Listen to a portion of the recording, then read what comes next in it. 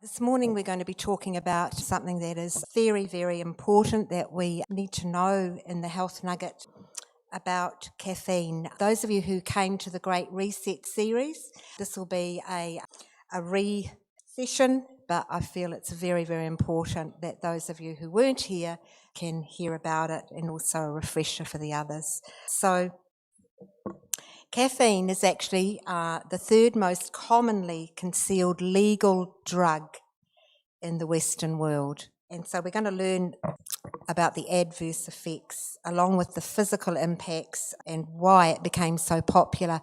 We're still focusing on our theme that Sister Thea and I have been giving out on the brain and the effects that it has on our brain as well, which is really important. So what I'm going to do now is take us back in history to find out where the coffee bean and caffeine first was discovered. So according to the author and journalist Michael Pollan, it was during the mid-1650s that caffeine entered the West into Europe. Before that, people were drunk a lot on alcohol, and they would drink morning, noon and night. And that was because it was safer to drink alcohol than it was to drink water, because the water was very contaminated, which brought a lot of diseases. So people used a fermentation rather than water to kill the microbes. Tea, coffee and chocolate all arrived in the same decade to Europe, and it was originally discovered in Ethiopia, hence the goat, by a herder in the 800s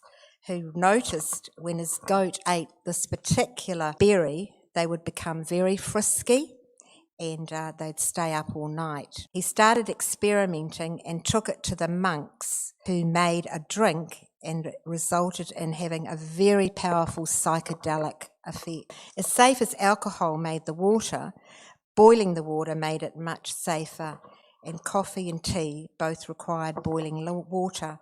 So it gave a huge public health boost, so they thought, and fostered a more linear, rational way of thinking. There's a lot of evidence that links coffee and tea consumption with the late 17th and 18th centuries and the Enlightenment and the Age of Reason in Europe. Caffeine became more acceptable than alcohol because it was a more civil and sober drink, and it became so popular that people drank alcohol less and used more caffeine.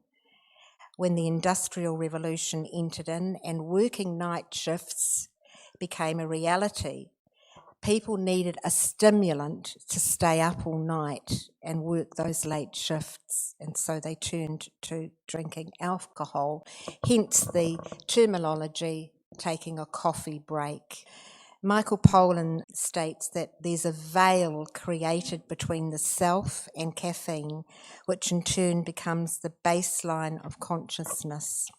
Now we look at the frontal lobe of the brain and how it affects that, because that's where we determine to make the right decisions and governs our will, what is true and what is right, coupled with a judgment as to action. Adenosine receptors in the frontal lobe are blocked by the psychoactive compound caffeine and promote wakefulness and can cause issues in regards to making sound judgment. Russian physiologist Ivan Pavlov studied typists under the influence of caffeine and saw that they could type a little bit faster, but they made 10 times more mistakes in their typing. Dr. Neil Nedley of Weimar Institute states 92% of DNA damage is caused by mineral deficiency, and some stimulants are depleting the very minerals that we have in our body. Caffeine is quite toxic to the body, so very quickly the body compensates it with calcium and magnesium. Nurse and naturopath Barbara O'Neill says that caffeine has a very acid effect on the body, and what happens when acid foods go into the body, they leach calcium out of the body.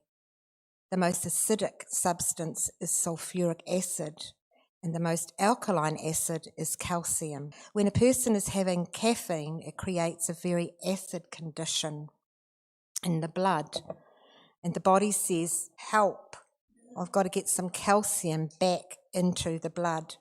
So it begins to draw it from the most largest store place, which is our bones. Calcium is the most alkaline mineral. It comes into the blood and neutralises the acid condition and goes back to where it should be, but at a cost.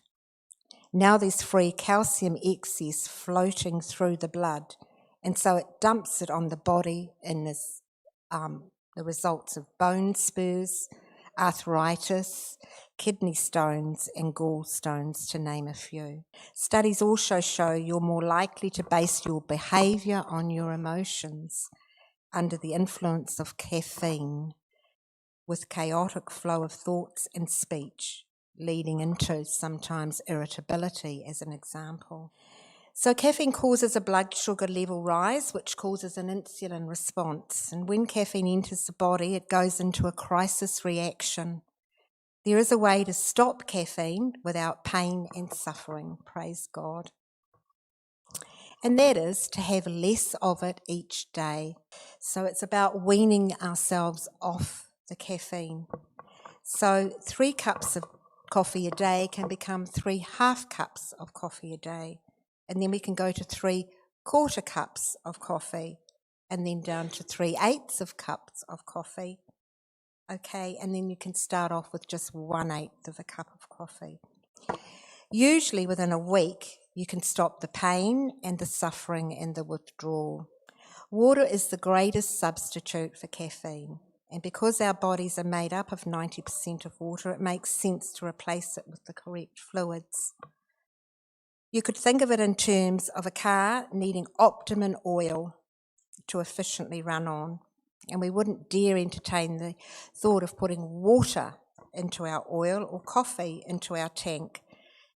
So why should we not give our bodies the most opportunities to run at an optimal health? Prayer is the greatest remedy to receiving a healing from any addiction. God loves to hear about our afflictions. When we surrender all to Him, He promises to never leave or forsake us.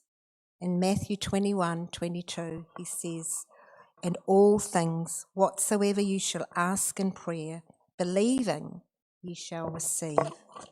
So it's having that heart of surrendering it to God and faithfully knowing that He will heal us. Just in conclusion, personally, I just find it so fascinating that how a universal event of the discovery of a mere coffee bean could change the minds of future generations to come and alter their thinking with such a subtle, and I emphasise that word subtle, the devil loves to be subtle, and yet it's a catastrophic outcome in the human brain. So God wants us to be holy, and He's saying it's important what we eat. He's telling me if I aid my body, my mind will hear from Him more clearly to make the right choices in my life. Thank you all for listening, and happy Sabbath.